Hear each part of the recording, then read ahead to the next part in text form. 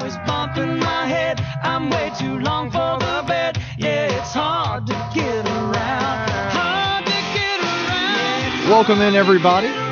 Great to be with you this morning. Thank you so much for choosing to be with us, to join us here on News Radio 1440 and the News Radio 1440 Facebook page. We are on live as always, and we have some news to get to today. Local news happening right here in the state of Alabama. Don't worry, it's good news. I know that sometimes people accuse me of being a little bit too doom and gloom, and I know that that is a problem in this business. That's kind of a occupational hazard. Most of the news is going to be bad. That's just what gets reported, and so that's how it goes. But today, actually, some good news, some really good news.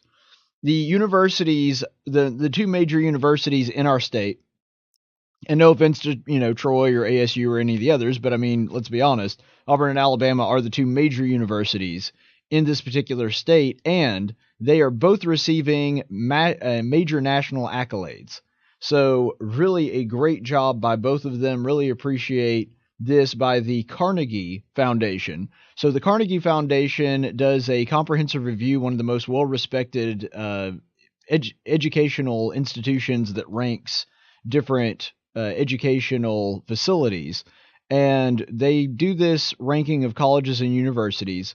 And one of the ones that they just looked at, one of their classifications rather, is called the R1 classification, which both Auburn and Alabama received just recently. Auburn, I think it was about 4, maybe 5 days ago, and they announced that Alabama is also going to be joining Auburn University on that list. And what this means is that they are, quote, a doctrinal university with a very high research facility. So the way you get to be an R1, and there's other classifications that play into this, is you have to be both a doctoral university, meaning that you give a certain amount of doctorate degrees per year, and you also have to be what's known as a research facility, and to be R1, you have to be a very high research facility. So you have to do a certain amount of research, you have to have a certain amount of papers published, you have to have projects on the table, all of this stuff. And I was more familiar with Auburn's research just because I go there, I went there. I don't now. Obviously, I graduated back in 2013. But because I was a student at Auburn, I was a little bit more aware of their contributions when it comes to research. But apparently Alabama doing an awful lot of research over there too. Now, they are mostly known as a law school, so I don't know if their law school counts for research. Like, I don't know if legal research is actually something that counts towards this. I imagine it is. And so maybe that's part of the reason they did that. Auburn, of course, getting a lot more research when it comes to things like agriculture, engineering, some of the schools that they are more well known for. But either way, a really big accomplishment by both universities. Both deserve a hand on this, even though I am a big Auburn fan, don't much care for Alabama. It is great that both of these universities are getting this honor and are doing so to make the state of Alabama look good. Because this is something that brings a level of prestige. It's going to be able to help them with recruitment. I mean, if you can say to them, we are the highest tier classification by the Carnegie Foundation, that is a big deal. That shows that the education that you are getting from Auburn University or the University of Alabama, especially depending on what field you're talking about, if you're talking about a field that they specialize in, you are getting as good an education from there as anywhere in the country. And that is something that ought to be commended for both of these universities. And I do want to kind of sing their praises and give them a pat on the back for this. So the parameters for receiving this classification are research funding, staff, and number of doctoral degrees. And there's others that are involved in this. But it means that Auburn and Alabama both contribute a certain amount of funding for research. Now, that can come internally. That can come from taxpayers, that can come from their tuition, which is generally what funds both of those universities, or it can come from things like grants. But either way, they are putting a certain amount towards research and towards the development of scientific advancement. And because of that, they have received this prestigious honor and the amount of staff that they also dedicate to doing research. Now, I will tell you, and I'm just being honest here, there are certain disadvantages as well, just like everything else in life. There are disadvantages to going to a research institution. You're occasionally going to get a professor that really doesn't like to teach, doesn't really even want to teach. They are there to do research, and they happen to have to teach a class because they're on staff at the university. So occasionally you are going to get that. And that can be a problem because being somebody that had some staff researchers as teachers, that their primary goal there was to do research, I can tell you sometimes, though it's not often, I usually, like most of my professors at Auburn's, there were very few professors I ever had an issue with at Auburn University. But if you ever do run into one of those teachers, sometimes it's a little bit more difficult to do their class because you can tell they're devoting more of their time to research than actually developing their skills as a teacher and a professor. But overall, I mean, both of these institutions giving you a top-notch education, and they ought to be commended for that. So Auburn also got a little bit extra on this, which is not to degrade Alabama. This is still a huge accomplishment for them, and I'm not in any way trying to take away from that. But Auburn actually wound up in their first year being designated as an R1 institution, got in the top 100. So we want to give major kudos to Auburn for that they wound up in the top 100. War Eagle, and this does go to show you that you can get as good an education in Auburn or Alabama as anywhere in the nation. Anywhere you go in the country, you are not going to get necessarily a better education unless you happen to be going to a really top-tier school. But you can get an education that can take you pretty much anywhere from either of these institutions, and I am very, very proud to be an alumnus of Auburn University, in part for this reason. And having a Bachelor of Science from Auburn, that also is something that I can sort of say with a little bit of expertise that the programs there are very rigorous and you are going to learn a lot having gone through these institutions. Now, goodness knows that I can be harsh on colleges and the way that they do things, and I have my own ideas. I'm a very opinionated person on how we can improve them. And anytime that they deserve criticism, I will be there to offer it. Because as somebody that wants them to succeed and wants them to do well, I think that sometimes the best thing you can do for that is to point out the flaws and point out, hey, these are the areas where we might need to be doing a little bit better. But as of today, I do want to say that this is a really, really good thing for these universities, both universities making the state look exceptionally good. And this is really going to help bring people into these universities, and I hope that it helps bring people into the state of Alabama. That people are going to come to these universities from out of state, and I know I had a lot of my fraternity brothers from Alabama, but a lot of them were out of state. I had one from Atlanta, Georgia, one from Chicago, actually two from Chicago, several from Florida, one specifically from the Tampa Bay area. So a lot of brothers in my fraternity from out of state, a lot of the guys that I knew from out of state. Now, my ag people, primarily Alabama folks, so not quite as much out of state in the ag department. But if you're looking at especially the engineering school, that draws a lot of students from out of state, and they ought to be commended for that because you're going to be bringing in people, hopefully, that get a great quality education. And they see that the state of Alabama is robust. It is a great place to live. And I hope that it convinces at least some of them to kind of settle down. To think, maybe living in Alabama might not be a bad idea. And so I'm hoping that this is going to improve not just the state of Alabama, or not just the state of Alabama's universities, but also the state of Alabama as a whole. Maybe that winds up happening. I don't know. It's kind of early to tell, and I don't think this is going to have I don't want to overstate it. I don't think this is going to have a massive impact, but it is something that I think is going to be a positive both for the universities individually and for the state of Alabama as a whole. Now, a little bit on national news. There were some headlines by a couple of different sources that are very upset that 83 ethics complaint violations that have been filed against Justice Brett Kavanaugh have been now dismissed.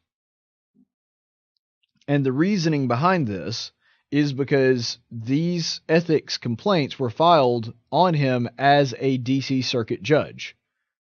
And the thing is, now that he is a Supreme Court justice, he is no longer a D.C. Circuit judge, which means that he can't be disciplined by their disciplinary body, I guess is the way to bring it up. So that's what's going on right now. He he really doesn't sit under their jurisdiction anymore, and because of that, they really have no power to discipline him. And so that's the reason that these things are going to be dismissed. Now, there's going to be some people, I understand, that don't like Brett Kavanaugh, and the way that the story is crafted and the way that people are going to be spinning this is they're going to be looking at this headline and say, see, something corrupt is going on. Something evil is going on. Brett Kavanaugh is getting a pass on all these ethics violations. Well, there's a couple reasons why that's not true. First of all, these aren't ethics violations. They are accusations of a violation taking place. The second thing that you need to know about this is they're not saying that they are illegitimate or not legit or legitimate either way. They're just saying that, well, now that he's no longer a judge on the circuit court, we can't really do a whole lot about it. There's really not anything that can be done because he's no longer here, and we can't discipline him as a member of this court if he's not here to be disciplined, which is exactly right. For example, if you were a Alabama state senator, we'll just use our state for an example, and you run a race and get elected to the United States Senate, well, the Alabama Ethics Commission really can't do anything to you at that point. Now, if you broke a law, that's different entirely. If you broke an ethics law, then we've got a problem. Because if that takes place, then you can get the FBI involved, you could get a number of different law enforcement agencies involved to look into an allegation of some kind of illegal activity. But that's not what's happening here. These are people that are filing a complaint specifically with the governing body that oversees disciplinary action in the D.C. Circuit Court. And basically they're saying, well, there's nobody that works here by the name of Brett Kavanaugh anymore. He's not here anymore. He doesn't work here. And so there's not a whole lot we can do about it.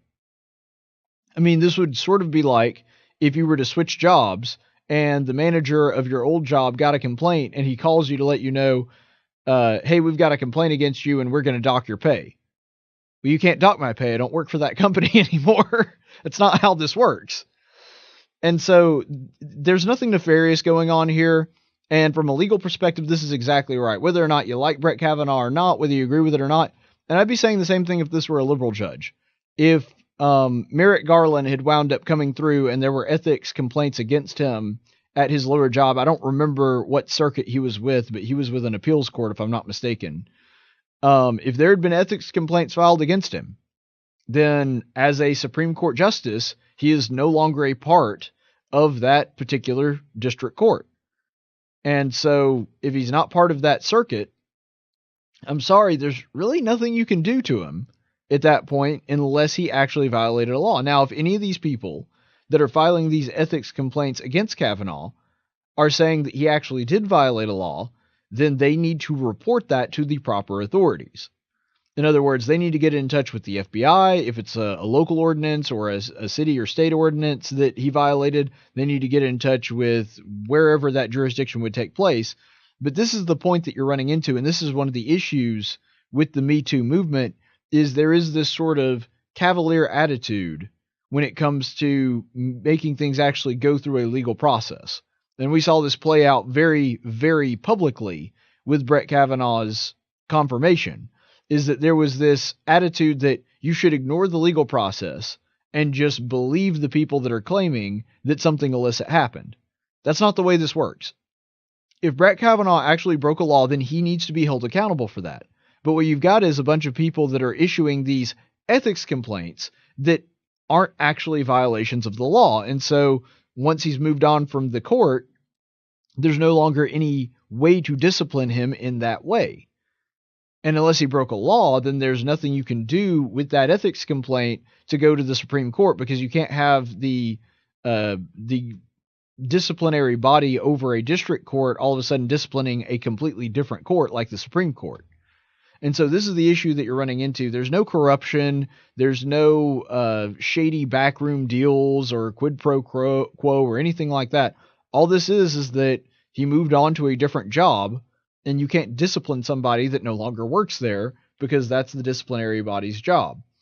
So that being said, let's be honest about why these 83 complaints were taking place, because presumably, or at least to my knowledge, the vast majority of these, in fact, possibly even all of them, were issued after he was tapped by President Donald Trump to be the nominee.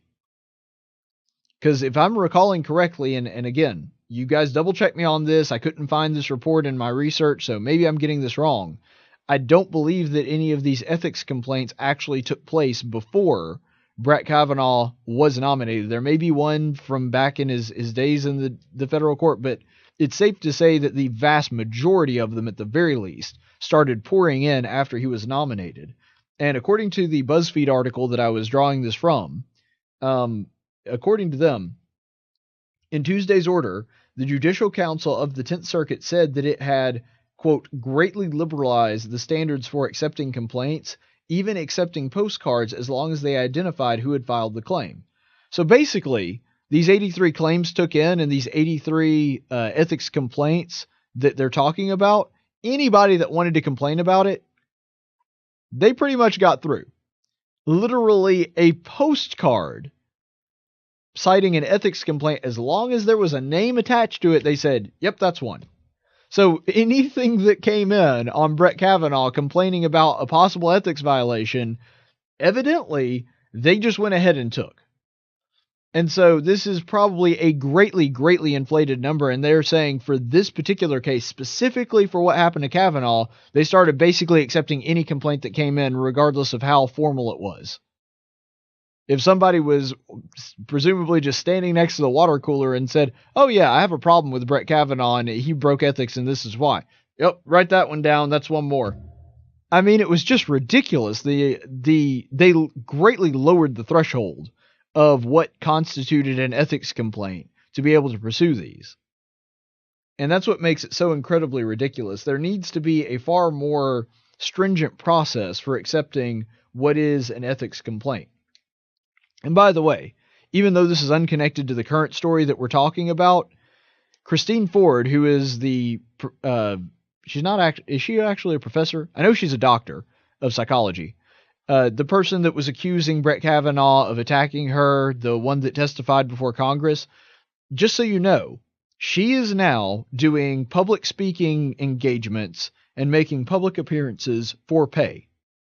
And this is something that I said that was a stupid argument when the whole Kavanaugh circus, and there's no other way to describe it, the circus that was his confirmation hearing process was going on. One thing that just irked me to no end is that people were constantly saying, well, why would she lie about it? She has nothing to gain from it. Are you kidding me? Nothing to gain from it? I mean, you look at what happened to Anita Hill. Anita Hill is still a famous person and is still doing speeches and has done book deals and gets called up on different news networks from time to time. The idea that there was nothing to gain by Ford coming forward is just stupid. Now, again, I can't definitively say that that didn't happen because you can't prove a negative. I can't definitively say that Kavanaugh didn't grope her when that happened. I don't know. But there was nothing to back up that claim whatsoever. And she basically couldn't even prove that she actually knew Kavanaugh back then. And yet, now she's going to be getting book deals. She's going to be making these public appearances for pay, I might add.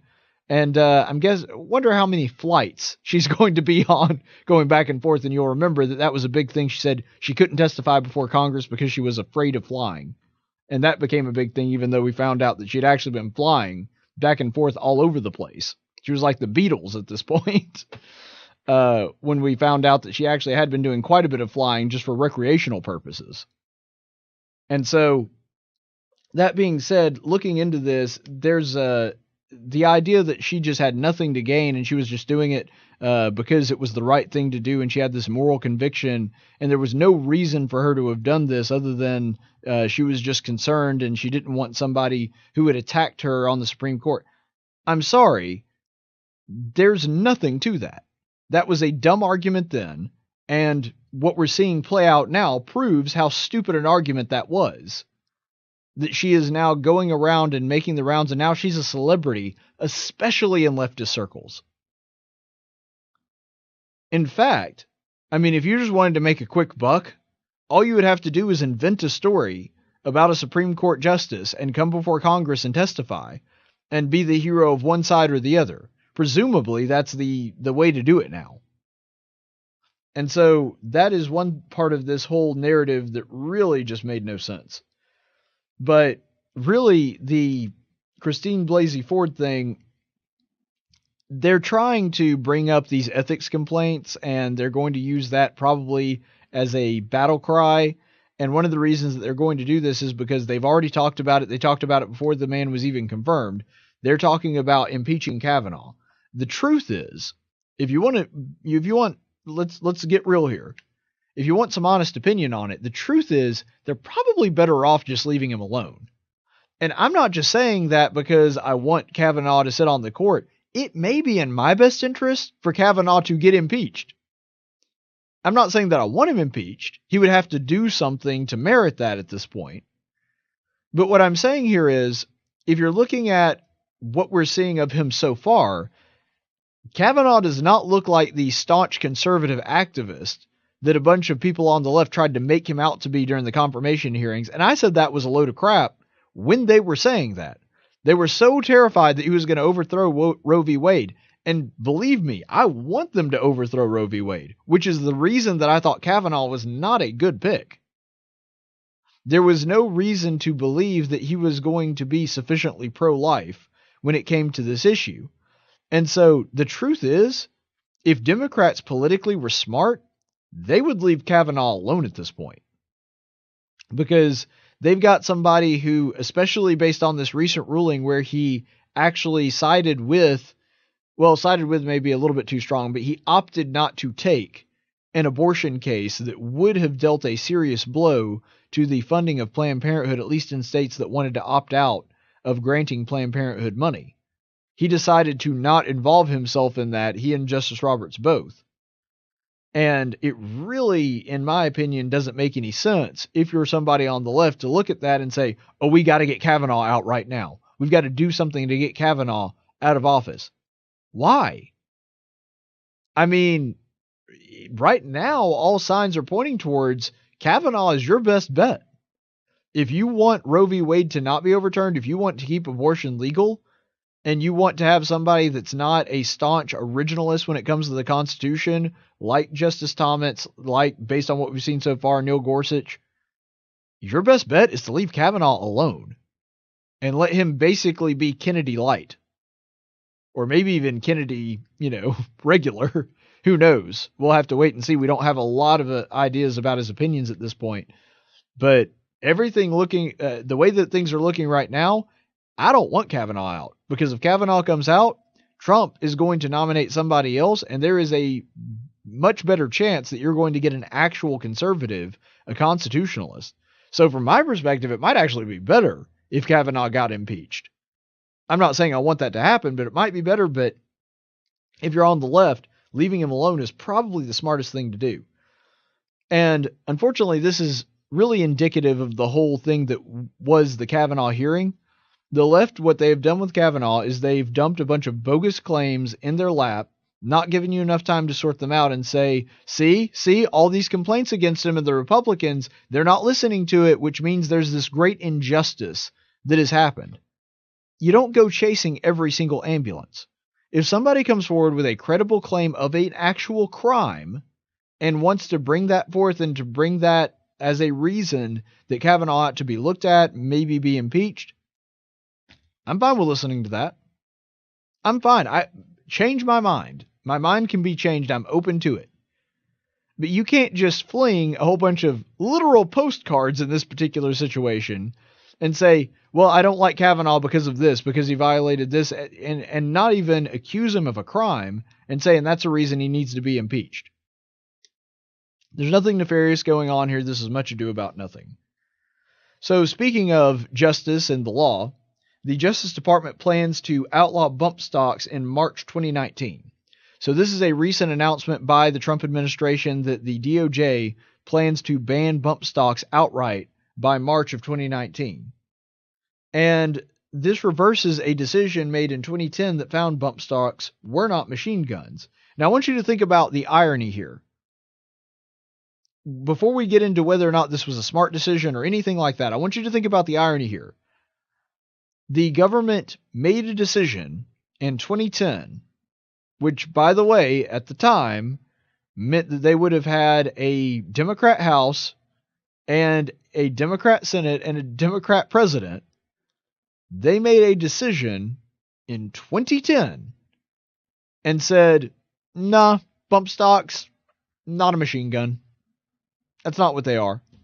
And now it is the Trump administration with a Republican president, a Republican Senate, and a Republican Congress that is saying, yeah, we need to get rid of bump stocks. So just let the irony of that sink in for a second before we actually get into the meat and potatoes of this story. Now, here's the thing about bump stocks. And the rationale behind the Trump administration doing this is they say it essentially turns a semi-automatic rifle into a fully automatic rifle. Which, here's the issue with that. They're not wrong in that being the intention of what a bump stock does, because for those of you who don't know what a bump stock is, a lot of these were actually used in the Las Vegas shooting. It is the only known incident of a mass shooter using bump stocks. In fact, to my knowledge, I don't even know of a bump stock that's been used even in just a regular crime. Now, as many crimes as we have in this country, even though it's on a sharp decrease, I'm not saying that I know for certain that that is the case, but I've never even heard of that, because most crimes are committed with handguns anyway, which a bump stock wouldn't affect. But here's what a bump stock does. It basically is a spring that is inside the stock of your gun. In other words, the part that you put against your shoulder. And when it fires and the gun recoils, it recoils against that spring and brings the gun forward again. So when you hold your finger in place, it would be better if I had a visual aid, but as long as your finger is in place, it remains stationary, then the gun shoots forward based on the momentum of that spring. And when the gun shoots forward and your finger is still in the same position, it pulls the trigger again, which as soon as that happens, another round is fired, which causes the gun to recoil again, and the whole process starts over. And so presumably, you could, if you're good enough with this, and it does take a little bit of skill to use, it takes some getting used to, even though I've never personally used one myself. I'm going off of the testimony of people that have. So what you do is you take your rifle, whatever it may be that's not a fully automatic, you attach this bump stock and you hold your finger in place, and it essentially lets it function very similarly to a fully automatic weapon, because instead of just depressing the trigger and having a rain of bullets continue to go out until your magazine is empty, you basically do the same thing. In other words, there's not more motions in the gun taking place, and it allows it to fire closer to automatic. The problem is they do take a fair bit of skill and practice to use, and on top of that, even somebody that is very seasoned in it, unless you're really, really good, it doesn't really make it into fully automatic. And the reason that I say that is, if you even listen to the Las Vegas shooting, you'll notice that there are pauses.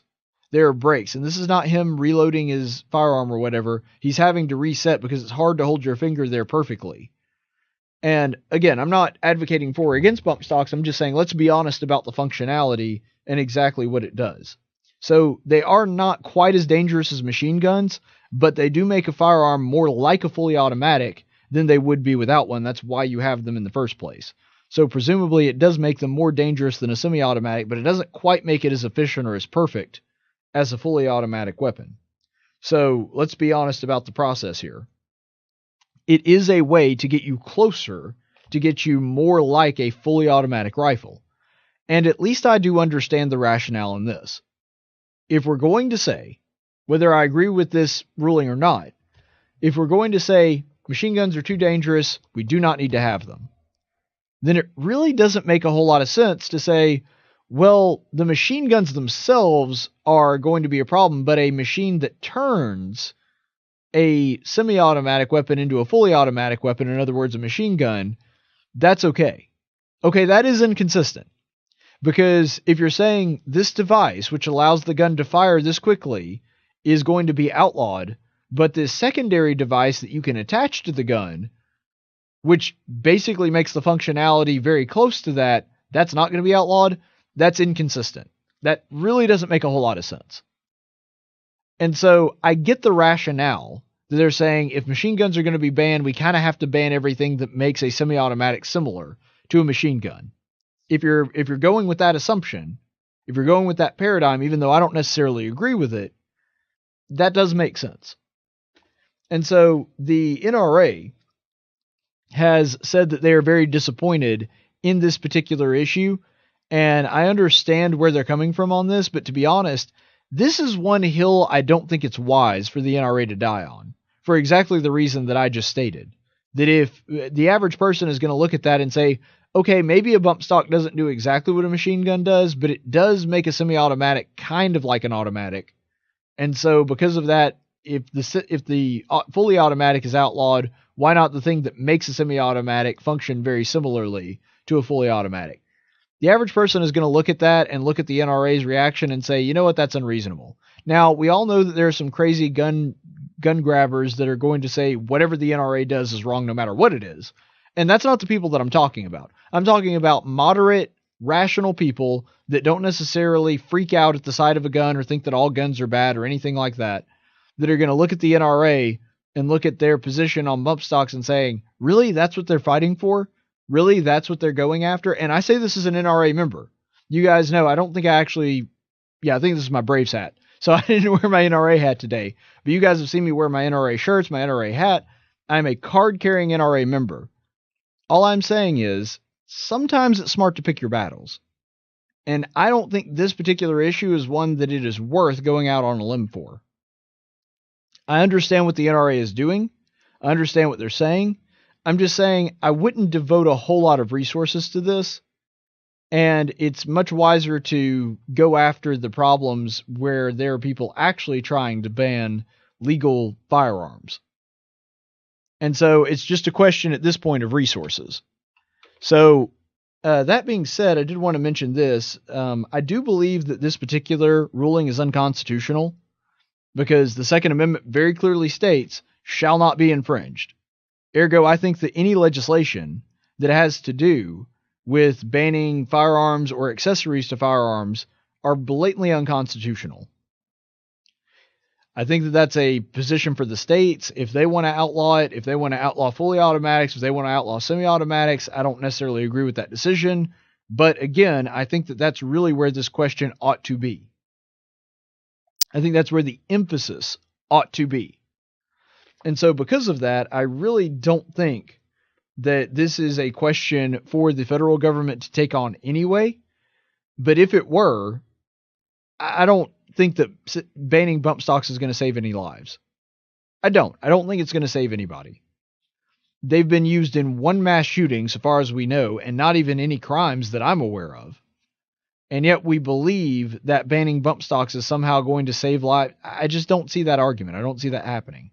So because of that, because it's not something that a lot of gun owners really want, and because it's not something that is often used in crime, I think that fighting about this and spending too much time on it is kind of wasteful, honestly.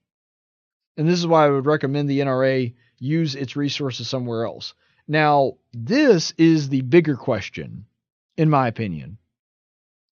This, to me, is the bigger question. Why is the Trump administration able to do this unilaterally? Because this is something that presumably is a violation of the Second Amendment. I certainly think that it is. There are other people that believe that it is. Why is it that the president can, at least based on what we're seeing here, with the stroke of his pen say, yeah, we're not doing bump stocks anymore. Those are going away. Because if that's the case, and the president has the power to just sort of unilaterally ban accessories to guns that he doesn't find palpable, that he thinks that are too much, that presents a real problem for the separation of powers. I mean, I may not agree with the laws, but at least if you're going to do some form of gun control, at least pass it through Congress. And the fact that the executive has this much power, it does make me question why President Obama didn't do this earlier. And I don't know if it was because of his advisors thought it was a bad idea, or he was worried about it, how it would make him look politically. But I got to believe, based on Obama and his ideology, that he would have done this if he believed that he was capable of doing so. So why does the Trump administration believe that they're going to get a pass? Is it because they feel like they're not going to get a lot of political fallout because it's not a very popular accessory, or because a lot of the people that are pro-gun that would normally oppose it happen to be Trump supporters? Like, what's the rationale here? That I don't fully comprehend. And so I guess they just figure that they're going to get away with it. But regardless of how you feel about the bump stocks, regardless of how you feel about the NRA or any of that, does it not bother you that the president has this much power? Does it not bother you that the president can kind of just unilaterally say, yeah, we're just not going to do that anymore. We're going to make that illegal? Because at the very least, Congress ought to have some say in it. And it bothers me the executive branch believes that it has this kind of authority. I feel like we should do the Breaking the Internet intro here, just because even though I know I don't traditionally do it for this, it's usually for some kind of meme or something that I'm debunking that was on the internet. I just feel like it's so incredibly appropriate that we need to go ahead and do Breaking the Internet. Come on! Oh no, oh no! Oh, I feel a lot better. I didn't touch anything, I swear! Oh, Ty, what did you do? It wasn't my fault! Okay, so even though this isn't a traditional Breaking the Internet, because I usually reserve that for doing some kind of meme or talking about some post that has gone viral is actually wrong, I just had to do it this time because we're talking about the internet, and there were people that thought that this was actually going to literally break the internet.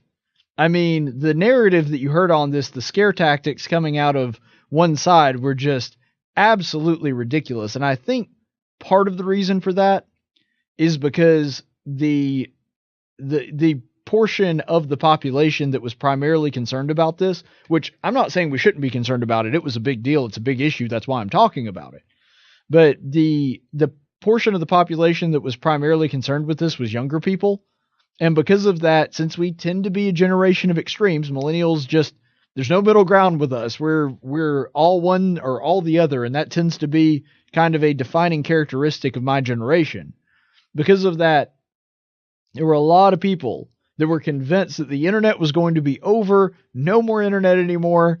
It's going to be completely broken. It's going to be so expensive that it prices regular, normal people out of the market. It's going to be basically a luxury only for the rich. I mean, some of the things that were predicted in this were just absolutely insane. And there were some people on the pro net neutrality side of this that I thought actually did make some legitimate arguments, some good points. I don't think they're stupid. I don't think that they were alarmist, but there were an awful lot of people that were. And I just wanted to point that out. So the alarmists on net neutrality were saying that nixing it was going to destroy your download speed and it was going to greatly increase the cost to the consumer. But the truth is, we're a year out from it now. A year ago, I think it was about 2 days ago that it became a year old, that the year anniversary of Ajit Pai and the FCC overturning net neutrality. So when this took place, they were saying that it was going to increase cost, it was going to decrease your speed, that they were going to be charging you for individual services, which, by the way, they were talking about as though that were a bad thing. I wish they would do that. I wish they would make it like cable a la carte. In other words, the new movement in cable right now is that they're trying to do the best that they can. Cable companies, internet providers like Sling that provide cable channels on the internet, they're doing the best that they can to move towards a model to where you are only paying for channels that you actually watch, which is a wonderful thing. And I wish that they did the same thing for the internet, because there's a whole lot of stuff on the internet that I don't use. And if they were going to give me access and only charge me for the things that I actually access, then my bill would actually probably be a lot cheaper, which is the same idea that's behind cable. And so I'm not going to go too far off on that because we've already had that conversation several times before. But looking at exactly what the state of the internet is today, that didn't happen. We don't really have internet a la carte. And so that prediction did not come true, but the other predictions didn't really come true either. In fact, a lot of these common arguments against this was that ISPs just had too much power and were going to intentionally torpedo certain companies and charge them more for data usage. So in other words, and this was one of the things that was a big case study, they were worried about Verizon or Comcast or whatever else internet service provider you had, that these companies that use a lot of data, that they were going to start charging them more for their usage, which I would say, and what's the big deal about that? Any company that you use their service more often, it makes sense that you charge them more. For example, what if the government put a regulation on restaurants and they said, it's not fair that some people are getting charged $8 and some people are getting charged $22 at Longhorn?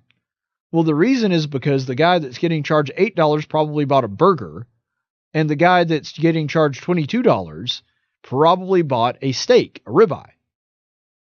Well, that's why he is getting charged more, because he's getting a product that is more expensive to produce. And it is in higher demand, ergo, it's more than double the cost of the cheeseburger. This is not a hard concept if you're somebody that understands economics. So somebody like Netflix that is delivering a video to you that is in HD, it's 1080i, and it's got 4K capabilities. I don't actually know if Netflix has 4K yet, but just using this as an example, that's going to cost a lot more data than the guy that's sending you a 320p cat video on YouTube. And so it makes sense they're charging that company more. And furthermore, the market has, it can, and it already has solved that problem before. There was an issue with Netflix earlier, and as soon as customers found out that their internet speeds were being slowed down by their internet service provider for Netflix, you know what they did? Immediately, the public backlash was huge. They started losing customers, and because of that, that company stopped doing it. Not because the government told them not to, because the market took care of the problem. And in just about every situation, or at least all the ones that I've heard of, that people have brought arguments for net neutrality saying that these companies are corrupt, in every single circumstance, it was the market, not the government, that solved that problem. And the problems did not persist for very long. So a lot of the arguments that I've seen on this are bad. There have been some that are somewhat compelling, and I'm not saying that they aren't, but the vast majority of the evidence that I've seen leads to the point that net neutrality actually doesn't do that much. And when it comes to this particular issue, because remember, their chief complaints were it was going to cost more and it was going to cause internet to be slower. Well, looking at it now, we're a year away from it. Costs have actually come down. The average amount spent per person and per plan, if you're looking at the average of what people spend for internet service, it's actually dropped this year. Not by a significant amount, but it has dropped. And so this argument that, no, it's going to make costs skyrocket, that didn't happen. Didn't happen. In fact, costs went down. Not a ton, but it does break the argument that it was going to cause costs to rise. And another thing that they said is that it was going to, of course, make the internet much slower. The exact opposite has happened. In fact, according to PC Mag, reports have been that since 2018, download speed has increased by 35.8%. 35.8%. That is a significant faster internet connection speed. And a lot of this is because people are moving to what's called gigabit internet connections. So for those of you that aren't horribly tech savvy, I'm going to explain this in the layman's terms, if possible. What essentially that is if you're looking at download speeds and it's usually measured in megabytes per second. And that determines how quickly you're able to download things, because that's the amount of data you're able to get per second. So obviously the higher that is, the better. Well, your gigabit, or your gigabyte is what I would call it, but gigabit internet connections are ones that are giving you an entire gigabyte.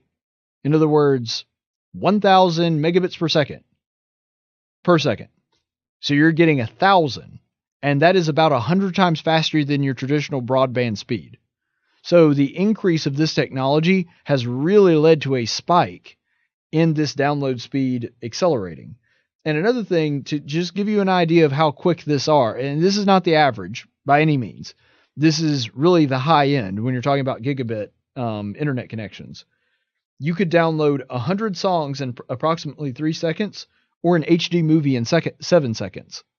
So this assertion that as soon as net neutrality hit, then companies were just going to be stymieing their customers, which from a market perspective was a really dumb argument. There's no reason they would do that. That would be like a car salesman going out and making all his cars only go 20 miles an hour. That's stupid. That would be intentionally hurting your product, knowing that your customers are going to be upset by it. So anyway, that being said, this new technology is actually improving.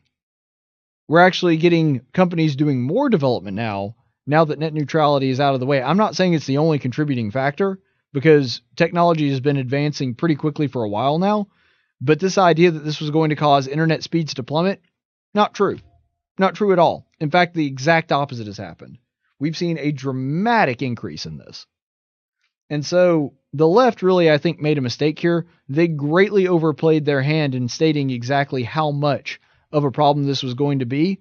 And now the average person that probably isn't all that tech savvy and didn't pay a lot of attention to it, but got drawn into the scare tactics and got drawn into the hysteria that was surrounding net neutrality no longer being a thing, they're looking back at it now as like, yeah, it really wasn't that big a deal, was it? I mean, my Netflix still works fine. My internet actually is a little bit faster than it used to be. I'm not paying more for internet. In fact, I'm paying a little bit less. They're looking at that and going, nope, none of that came true. So really the left overplayed their hand, and now I think that people are going to be even less likely to be calling for net neutrality because they've seen the results of it, and it's really just not that big a deal. This is not something that I think people are going to be able to repeat and try to drum up the same level of hysteria in the future. Maybe I'm wrong, but on this I really don't think I am. That being said, let's go to the Daily Dose of Stupid. No, you messed it up. You're stupid. Today's Daily Dose of Stupid is actually brought to you by Amazon. And by that, I don't mean that we're sponsored by Amazon. That would be awesome. I'd love to get some of that Amazon money. If nothing else, I'd just like to get free stuff on Amazon I'd do a trade with them. But no, Amazon is actually going to be the focus of this. Not Amazon itself. They're not the ones that are the target of the Daily Dose of Stupid. It's some of their employees. So this is what's going on in Shakopee, I think is the way to say it. Shakopee, Minnesota. There were Amazon employees that were protesting Amazon at a fulfillment center. Now, why was this the case? Because these particular employees happen to be Muslim. And their complaint is that Amazon is not sensitive to their needs. It is not allowing them to exercise their religion. As Muslims, they're saying they need more time to take breaks and to pray, because a devout Muslim is somebody who follows the tenets of Islam and prays 5 times a day. Now, the Quran actually says 3 times a day, so I don't know how it got to 5. I guess that was just tradition. Maybe somebody better versed in the history of the Muslim religion could call in and explain that to me. But nonetheless, they are saying that their workload is too great for their prayer demands, and as Muslims, they need to be able to pray, and so Amazon should back off their expectations of work. So this is what Amazon told Vox. This was their response to it. We work very hard every day to ensure our employees are treated fairly and with dignity and respect, including here in Minnesota, where we have an open and direct dialogue with employees. Amazon offers a great employment opportunity with excellent pay, ranging from $16.25 to $20.80 an hour, and comprehensive benefits including healthcare up to 20 weeks of parental leave, paid education, promotional opportunities, and more.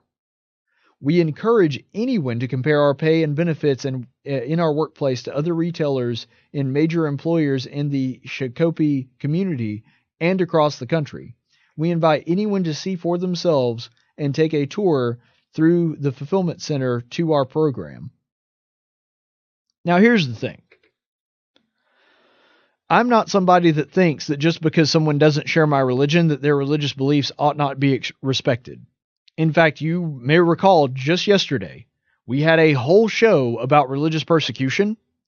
And one of the things that I brought up is that China is discriminating against Muslims and hauling Muslims into concentration camps.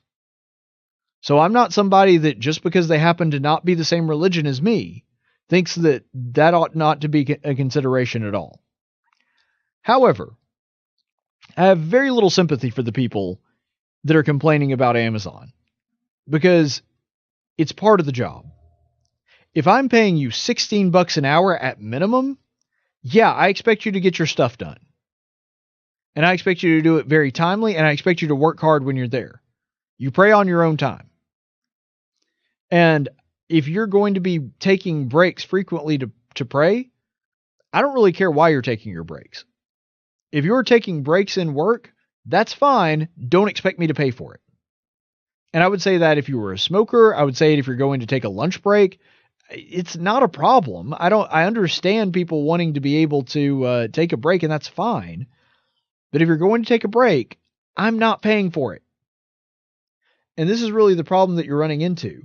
If you're going to be taking a break 3 times a day, that's going to be an issue for your payment.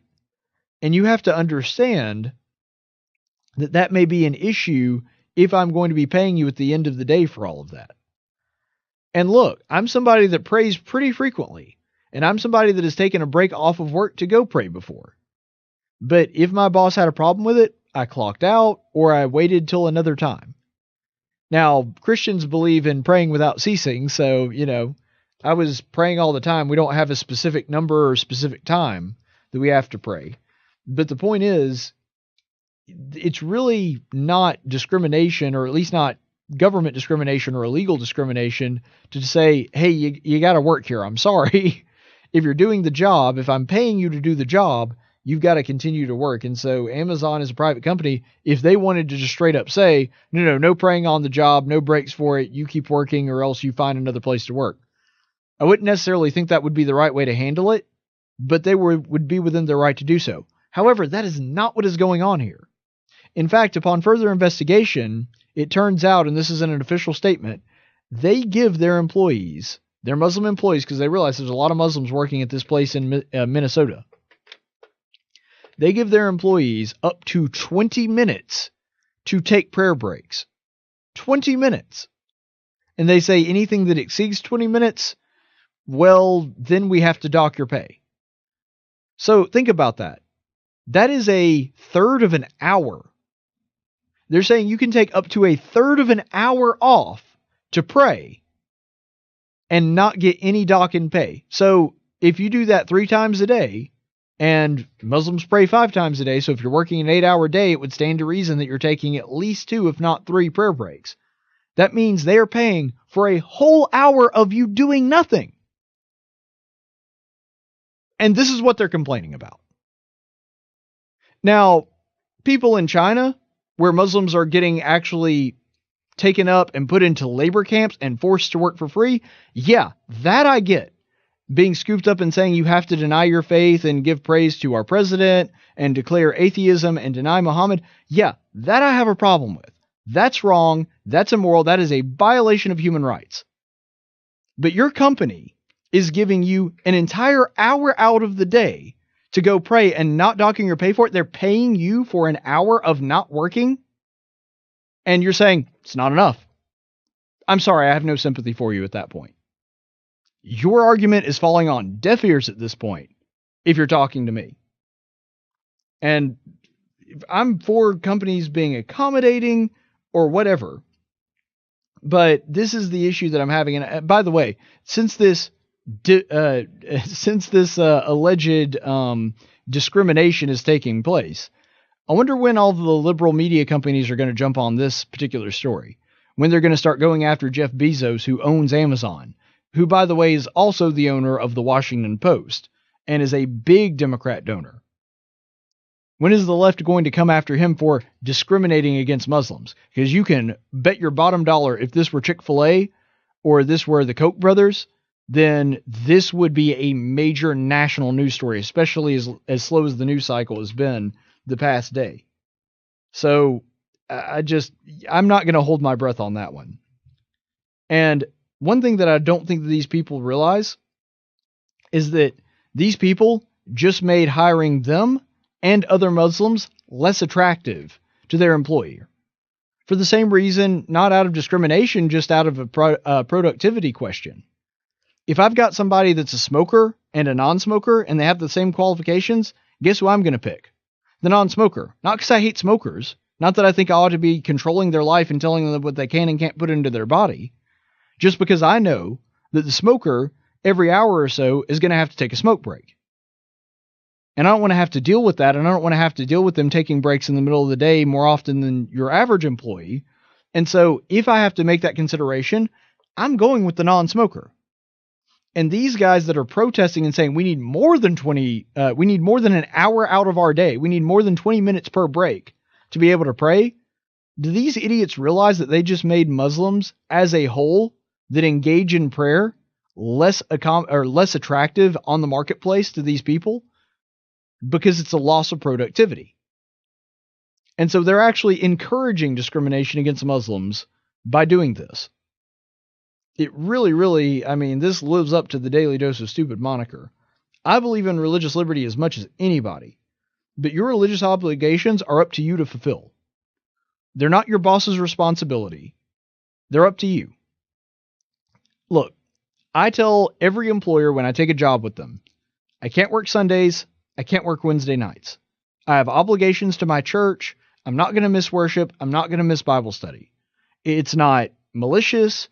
It's not that I have anything against them at all, but I told them up front, I'm not going to do this job if it's going to interfere with that.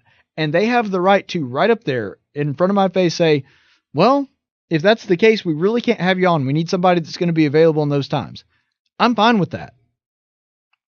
It's their business. It's their company. They have to protect their brand, and I understand that. And if that's the case, then I have to find somewhere else to work, and that's fine. And there have been jobs that I did not take because of that. And that's my point in all this. Your religious liberties are up to you to fulfill. I had to make sure that I was taking work that wouldn't interfere with my religious obligations. And if Amazon is saying that, if the Muslims are saying that Amazon is not respecting their religious liberty, that's fine. They need to find somewhere else to work. That is not incumbent upon Amazon. I never went out against an employer and tried to cause a stir and tried to hurt their profit line because I felt that they weren't accommodating my religion. It's up to me to figure out how to make that work, not to the company. All right, let's go ahead and jump to the chaplain's report.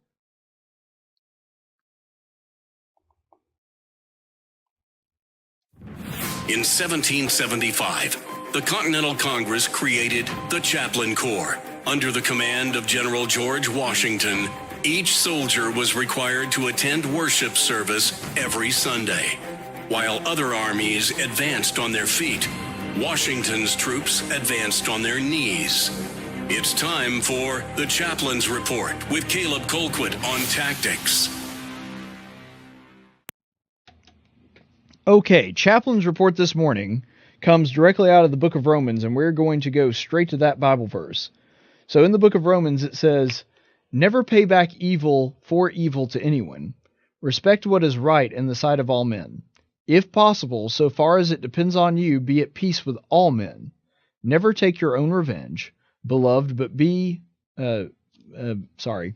Lost my place there.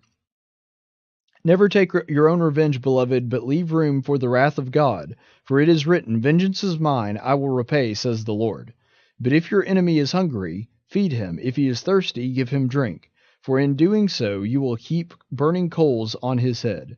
Do not be overcome with evil, but overcome evil with good."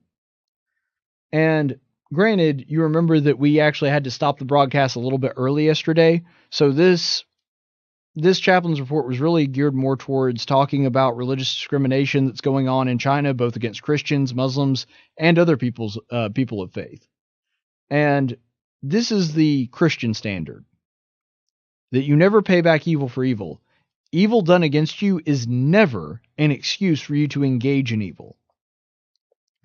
And it is human nature to say, well, we've got to fight fire with fire. We've got to come back at them twice as hard.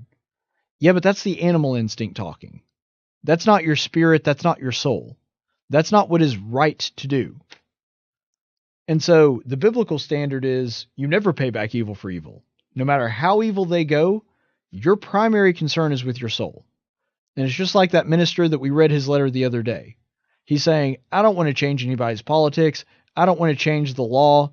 I don't want to come after anybody. I don't hate the people that are persecuting me or the law enforcement officials that are just doing their job. I just want to be able to tell people about Jesus. That's all I really want. And that shows a focus on the spiritual matters of this world, and a focus that says, doesn't matter how much evil I see, I'm only going to do good. I'm only going to be obedient to God. Are there people that are persecuting me? Sure. Are there things that are not fair in this world? Absolutely. But just because other people are engaged in evil does not excuse my evil actions, because then I become just as bad as they are. And so it's important for us to remember that evil in response to evil is never okay.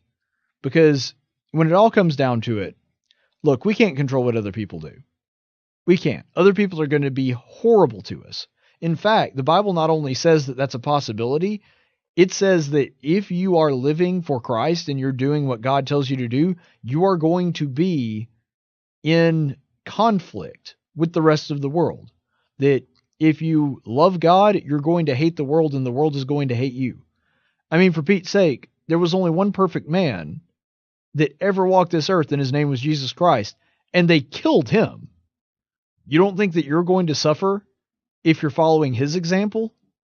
He never hurt anybody, never had malicious intent towards anybody, and yet they murdered him. And so do you really think that you're not going to be persecuted as a follower of Christ? Paul is asserting here in Romans that's absolutely not true. He's just saying that just because they act evil against you doesn't mean that it's okay for you to do evil in return to them.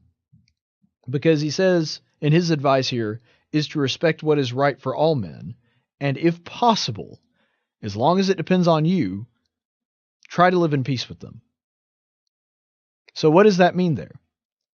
Look, there are some people that don't want to live in peace. There are some people that are going to come after you, they're going to call you names, they're going to persecute you, and this is something that Paul knew all too well because it had happened to him. He lived this out. And yet he's saying, as far as it depends on you, do the best that you can to live in peace with people.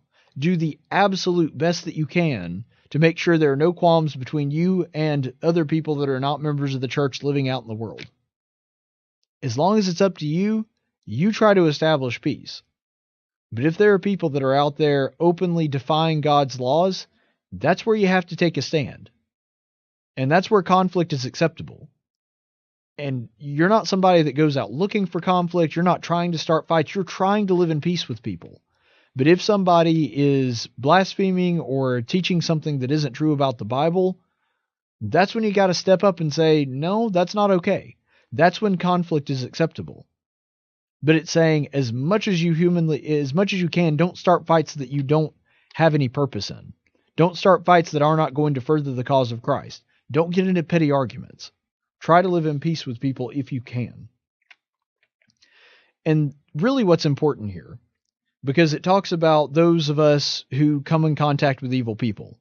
We don't take vengeance. We don't try to take justice into our own hands or hurt them. And the reason that we don't do this is because even very, very wise people, to quote Gandalf the Grey, cannot see all ends of it. God can. He sees the intent of the heart. He knows each person intimately. And so when he makes a judgment on somebody, he knows what their intention was. He knows what was in their heart. We don't have that advantage. And that's why when we come up to have to make a decision like that, we always err on the side of love. We always err on the side of doing good to them and assuming the best. Because we don't know for sure whether or not that was taking place. And so we don't lash out. We don't go looking for fights. We don't try to start things with people. And we don't judge them too harshly without having the details. Because God can actually judge the intent of the heart. And so we leave those matters up to him as much as possible. That's why vengeance is his, not ours. Because if we take out vengeance on people, chances are there are going to be some innocent people that get hurt. And chances are that in that process, there are going to be some people that didn't even necessarily do anything wrong, even though we perceive what they did as wrong, that we're going to be taking vengeance against. And then you're going to have somebody that really doesn't deserve it, being attacked and maybe even turning them away from the church, maybe even turning them off from the church because they know that you're supposed to be somebody that is of God, and seeing you take vengeance against them needlessly. And so it's very important for us to remember this, because we should never forget that we are ultimately God's representatives on earth. And so it's important for us to be able to overcome evil with good. That when people do evil against us, we stand our ground and we only do good. We make a commitment to love them, to do what's best for them, to be kind to them as often as we possibly can. And that's something that is not easy to do from a human perspective. It's something I know I don't do perfectly every time. But it's important for us to practice it, and the more we practice it, the more we are going to get better, and the better off we'll be in the long run. Because when you boil it all down, this whole thing is a question of how much do you trust God? Because if I trust that God is a good judge, and he is going to judge righteous judgment, and he knows more than I do about this, then I'm going to look at the situation, even one that's as horrible as like what we're looking at in China the other day, where people are persecuting and threatening to kill you, and say, you know what, God's going to take care of that. I'm not going to take vengeance against them. I'm not going to return evil for evil. I'm not going to try to murder them so they don't murder me first, or attack them so they don't attack me first, or anything like that. What I'm going to do is trust that God is going to take care of it all in the end. That is what I'm going to do. And that is how you overcome evil with good. Stay the course, friends.